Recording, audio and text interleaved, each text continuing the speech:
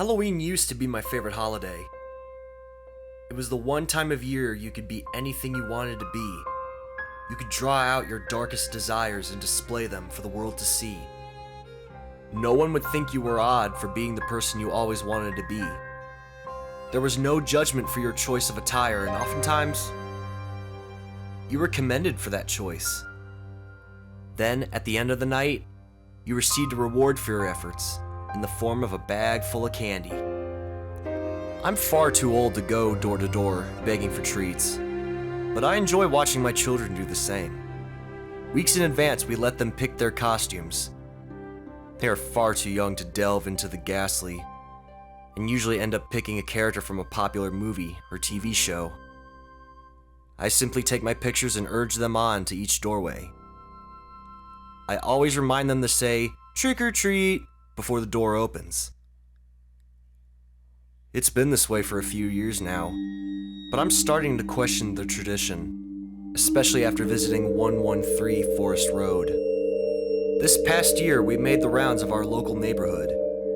We made sure to only approach homes that had their porch light on, which was the unspoken rule. Our night had almost come to an end when we reached a home that had been vacant for the last 2 seasons. It was the largest within our neighborhood, towering at 2 stories when all others only had 1 level. It was a large brick Victorian monstrosity that may have once been beautiful, but the landscape had long needed work. It was the house most kids made stories about, and when we saw the dim glow of that yellow bulb, I was unsure of letting my children approach. My oldest begged to ring the doorbell, and my youngest simply wanted more candy. I was outnumbered and relented at their pleas. My wife sat within the idling vehicle, while I followed close behind. The 2 made their way up the steps, and I waited at the bottom. Like always, I reminded them of what to say. My oldest son held his brother's hand and pressed the light button. Ringing, much like church bells, echoed from within the house for a moment before returning to silence. After a few seconds, they turned to me with questioning looks. I had noticed a moving truck parked outside the home earlier in the month and knew someone must live there, but I had not seen them. There was no car in the driveway, and I did not see any lights on the inside.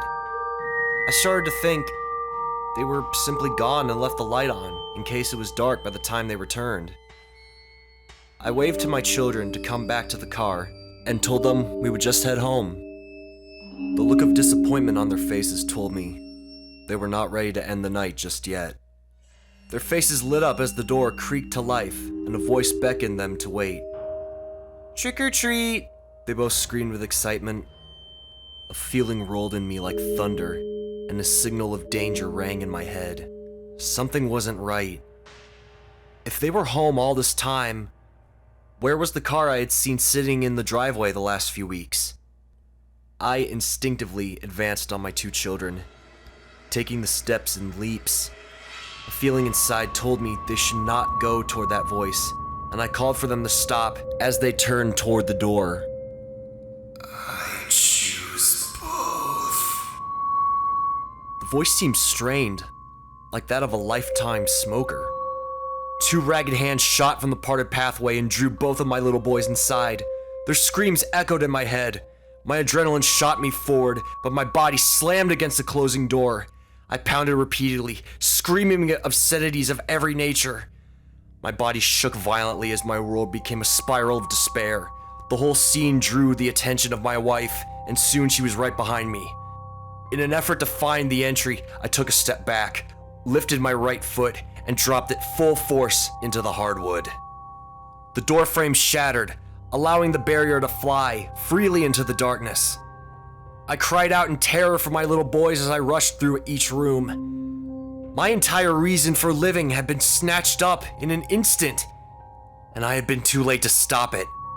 When the house had been searched completely with no results, my wife phoned the authorities through wails of agony. We both held each other until sirens lit up our tiny neighborhood. It has been a year now, and we still have no answer as to what happened to our children.